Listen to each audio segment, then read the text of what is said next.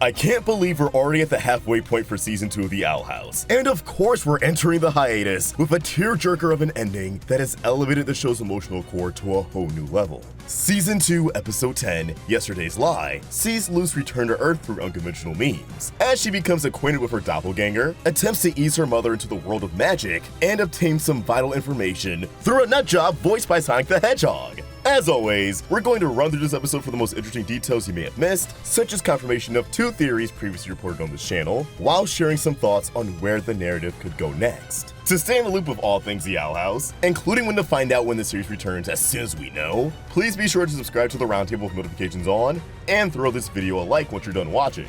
With all that said, let's dive in. We open at the Noseda household, where Luz's imposter disposes of her belongings that could be deemed as weird, including a Good Witch Azura figure, a model of a red dragon, a swan made of aluminum foil, and a framed photograph of a younger Luz with her Azura merchandise, illustrating that Luz has fantasized a life of the whimsy and macabre since she was a little kid. The Doppelganger's appearance is also reminiscent of various concept art designs of Luz during pre-production of the series. She wears a hair clip and jacket, though they're very much derivative in color and design, and her yellow shirt calls to mind the mustard yellow sleeves in a piece of concept art depicting Luz in a black and yellow baseball shirt. Camilla points out that Luz loved to make tinfoil swans, similar to how Lilith made paper swans in her youth, as seen in Knock Knock Knockin' on Hootie's Door. Though Camilla actually expresses interest and appreciation for Luz's craft, unlike Gwendolyn, who gave her daughter a half-hearted pat on the back, focused more on Ida and Dell instead. Inside Luz's closet lies a shirt that's identical to another one of her beta designs. In particular, the white and purple striped shirt that Luz wore in the unreleased pilot for the series. And then shortly after, she's ambushed by the reflection of Luz Prime, who has messy hair and a bruised cheek for dramatic effect, as when this scene plays out later in the episode, she looks completely fine. Taking a step back in time a bit, we return to earlier in the morning, where Luz, King, Ida, and Hootie put the finishing touches on the makeshift portal to Earth, which takes the form of another door. Powered by things such as an abomination head, the creepy doll from a lying witch and a warden, a smidge of Titan's blood from Amity's glove, recovered in the previous episode after her fight with Hunter, and Ida's turbine bathtub. It works, but not in the way Luz intended. I suspect because of the low amounts of Titan's blood, or simply because it was their first crack at it, creating a gateway between the demon realm and the reflective dimension, or negative space. A strange, abstract in-between dimension, where Luz can observe and interact with other realms with the assistance of these cubes. Luz simply has to recite who or what she wants to see, and the cubes will reflect her visage onto reflective surfaces in said realms. Case in point, she calls out for Ida, King, and Hootie, which causes a cube to project her onto the window of the Owl House. She almost summons an Amity cube, but stays focused on the mission, which could just be an obligatory Amity reference. But my theorist brain is already questioning if peeking into Amity's cube would have led to Luz stumbling onto something huge pertaining to the Blight parents and their work with Emperor Belos. But realistically, Luz just didn't want to invade on her girlfriend's privacy. Luz tries to reach a cube by catapulting herself with an ice glyph,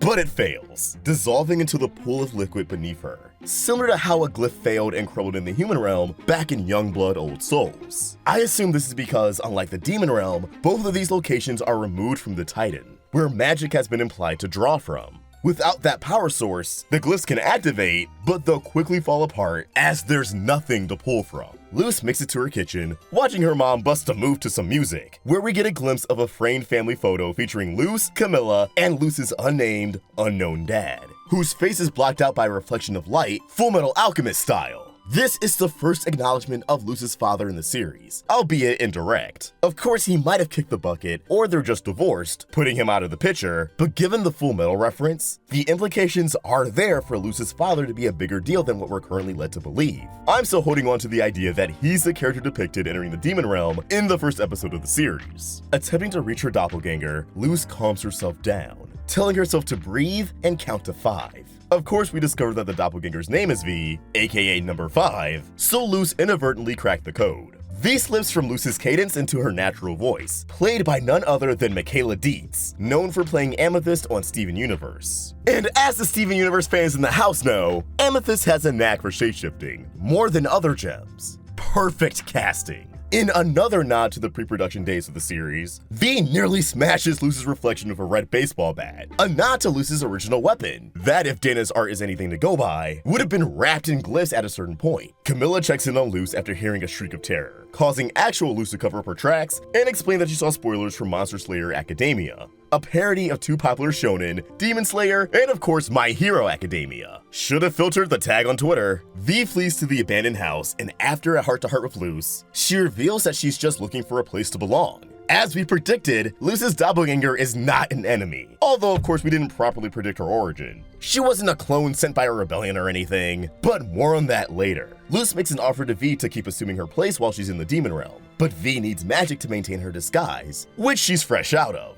Luz draws attention to a nearby newspaper with some interesting information on the first page that's quickly dismissed. The Gracefield Reporter, Secrets of Gracefield by Jacob Hopkins, featuring an old photograph of a witch with a devil's tail shaking hands with a human that looks a lot like the silhouette of Philip Whittebane. The article reads, from what we can make out, every small town has its secrets, but Gracefield has far more than most, and ours are buried, blank, kept in, blank, I have made it my blank to shine a light into, and yeah, the rest isn't that legible. Jacob, who we meet later in the episode, seems to be aware that Gracefield has a supernatural history, as this small town seems to be the same place that Philip came from, his dealings with magic starting before he found himself immersed in the demon realm. Another blurb on the page reads, but before we can attempt to grapple with the truths I've uncovered, we must look back at our own town's past. Ooh, the plot thickens. V walks past a sign that reads, welcome to Gracefield, founded in 1635. Remember, Philip stumbled into the demon realm in the 1600s, so he must have disappeared in the founding years of this town.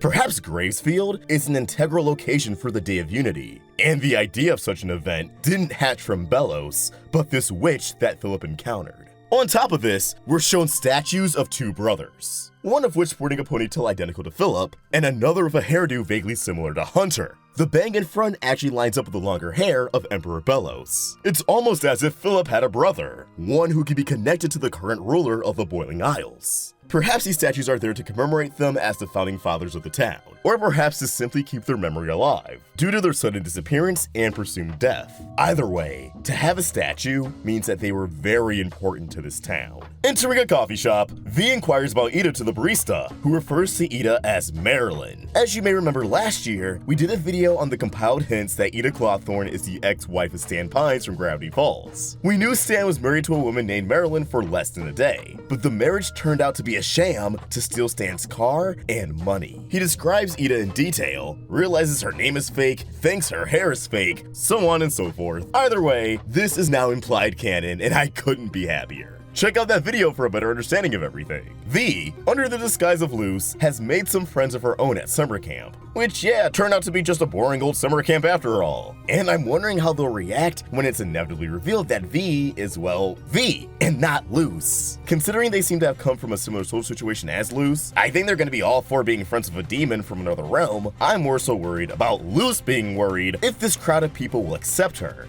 if they want to get to know the real Luz Noceda. V heads to the Gracefield Historical Society, where she meets Jacob, the dude who wrote the article earlier, voiced by Roger Craig Smith, who also voices Warden Raph on the show, and is known for his role as the current voice of Sonic the Hedgehog. Actually, none of the voices of these human characters are new to the show, which just shows you how versatile these actors are. Kudos to voice actors, man. It takes a lot. As V gazes into a mirror that Luz soon converses with her in, a tapestry appears in the reflection, depicting a bird. This piqued my interest, as not only do bird-themed things tend to be a Clawthorne thing, but there's a different bird-themed sigil in the Owl House that was drawn attention to in the first episode when Luz first arrives, yet has yet to be touched on. On top of that, many aspects of the Emperor's Coven are also bird-themed, right down to the sigil. Considering that they're leading into the idea that Luz's hometown has strong ties to Philip, and thus Emperor Belos, I think this symbol is going to hold greater importance once we learn more about the history of Gracefield and the bigger picture of Philip Whittebane's journey.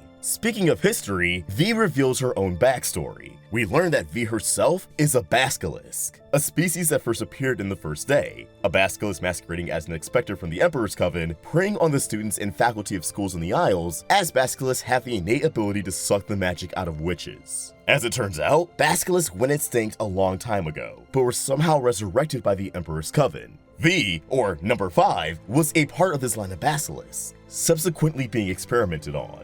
Emperor Belos wanted to discover how they drained magic, for reasons yet unknown. But if I had to guess, Belos either wants his ability for himself in order to find new ways to prolong his life, as he was aware Palisman wouldn't be a viable option forever, or he wants this ability for the Day of Unity, to either power the spell he aims to perform, or to ensure those who resist him won't stand a chance. Regardless, having that power at his fingertips already sets up how useful glyph magic will be in this upcoming conflict. If a witch gets drained of magic, they still have their glyphs, which commands the magic around them. Magic that Belos couldn't siphon. And it probably became obvious after this backstory, but V's name is a total homage to V for Vendetta, where the titular character of the same name, V, was also exploited for the purpose of experimentation before escaping his respective prison. V escaped to the human realm during the events of a lying witch and a warden, which makes sense, but in terms of visual consistency, it doesn't really add up, as the door closed immediately after Luz's arrival. So I wonder if this was planned from the beginning, or later during the writing process of Season 1, given that they figured out they'd be tackling the storyline by enchanting Gromprite, which this whole episode is kind of a payoff to. It also turns out Camilla was sweet enough to find Luz after she ran off in the first episode, wanting to drive with her to summer camp instead of Luz taking a bus alone. V stumbles into Jacob's office, where she finds a lot of weird magic shit, including photos of Ida, as he encountered her Albi's form at one point, Ida's Hex's Hold'em cards from Hootie's Moving Hassle, a depiction of a witch hunt presumably in Gracefield, which makes me question, who was this witch that was on Earth in the 1600s? Was it the real good witch Azora? There's a shit ton of swords, what I think is Thor's hammer, flat earther posters, so you know we're dealing with just a real stand-up guy. Another portrait of that strange symbol from earlier, and later we even see there's a training wand, identical to the one Amity had in Adventure in the Elements. Why is that on Earth? We already know humans are capable of using it. So this guy should definitely not have his hands on something like that. And I'm worried that he's gonna know how to recharge and use it next time we see him. This wasn't just hidden in the background, this was an animated prop. They wanted viewers to notice the wand. V discovers that her and Luz were set up, as there were security cameras in the abandoned house that caught V in the shapeshifting act. Shortly after she gets trapped, Jacob exposes himself as the nutjob he truly is, claiming witches are real, which is true, but that they're also sent from Mars for the purpose of harvesting human teeth to power their time machine. What? Jacob is a true conspiracy theorist, fueling himself with delusions of grandeur, placing a self-importance on himself, and contradicting facts to further his narrative. Luz is able to bring Camilla to the library for a rescue, although she's unable to convince her mother that magic is real and that she's been away for the last few months. But Camilla quickly learns that Luz was telling the truth. And in actual lore, Jacob confirms to Camilla that in the 1600s, two brothers encountered a witch and disappeared without a trace. So this just establishes what we already pieced together. This is certainly referring to Philip, and he may have been lured into the demon realm by a witch alongside his brother, who hasn't been mentioned up until this point. Maybe they winded up on two different sides of the demon realm, and Philip assumed he was either still on Earth or already dead. Perhaps Philip never thought to mention his brother. Maybe his brother was a part of the crew that got caught up in Fool's blood. Who's to really say, as we know the answers will unravel with time. Actually, if you look at the shoulder of one of the brothers in this photograph, you can spot none other than what appears to be a cardinal, one that's identical to Hunter's current talisman, which recontextualizes a line from the Bat Queen. As when the Red Cardinal went off to reunite with Hunter, the Queen remarked, "You found someone after all this time." After all this time, huh? I think going back to the 1600s all the way up to present day absolutely constitutes as all this time. And if this cardinal really is one of the brothers' talisman, it adds up as to why this talisman would be drawn to Hunter in the first place. There's clearly a connection between Hunter, Belos, Philip, and Philip's brother. So if the cardinal recognized that brother in Hunter, of course he would want to cling on to him, possibly even believing that his old friend has returned. Though I gotta admit, I've seen a theory around a few times that Philip had a brother who could have gone on to become Belos. It wasn't the most popular theory, but it's one that's starting to prove itself correct. So if you settled on that idea, congrats. I envy your big brain. Camilla telling V that she didn't realize she had such a strong girl under her roof almost made me tear up, I won't even lie. The fact she's absorbing all this information, but still maintaining a motherly attitude is incredible. And she still keeps a roof over V's head when it's all said and done. But backtracking a bit, after a brief standoff against Jacob, she whips out the old sandal and kicks his ass. tying him up and leaving him in the cage. I hope she still reported him to authorities because this guy should not be left unchecked. Camilla and Luz have a heart-to-heart as Camilla reveals she's never been this scared before, which is justified as her daughter is trapped in another dimension. Like, really think about that. Not lost in another city, not missing in another state or another country, she's stuck in an entirely different dimension. There's no scientific way to reach her. How do you fathom a concept like that? I know Camilla may have came off as a little harsh when Luz let it slip that she stayed in the demon realm by choice, but I think the main thing to focus on here is what she says after the whole witch fantasy thing. Did you hate living with me that much? Camilla immediately questions what she did wrong as a parent, and what she could have done to drive away her daughter to such a drastic degree. But as Luz assures Camilla, it has nothing to do with her. It never did. Luz felt like an outcast in her life and is on her own journey of self-discovery. And this exact reaction is what Luz has been fearing, why Luz has been eager to return to the human realm.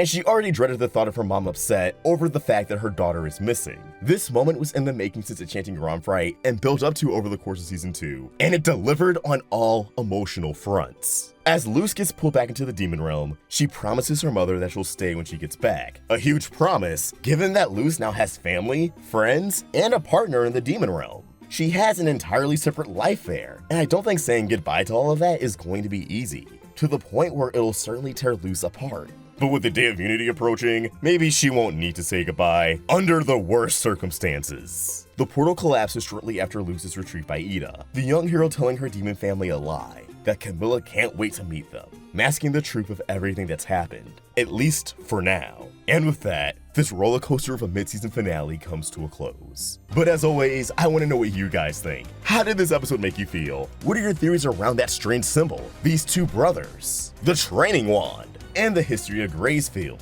Let us know in the comments below, or tweet your thoughts at Roundtable Vids. And for more of my own thoughts, you can find me at OsherThoughts. We're also on Instagram. If you enjoyed this video, please remember to like and subscribe to the Roundtable for more great cartoon content. Thank you for watching, and I hope you have an awesome day. See ya!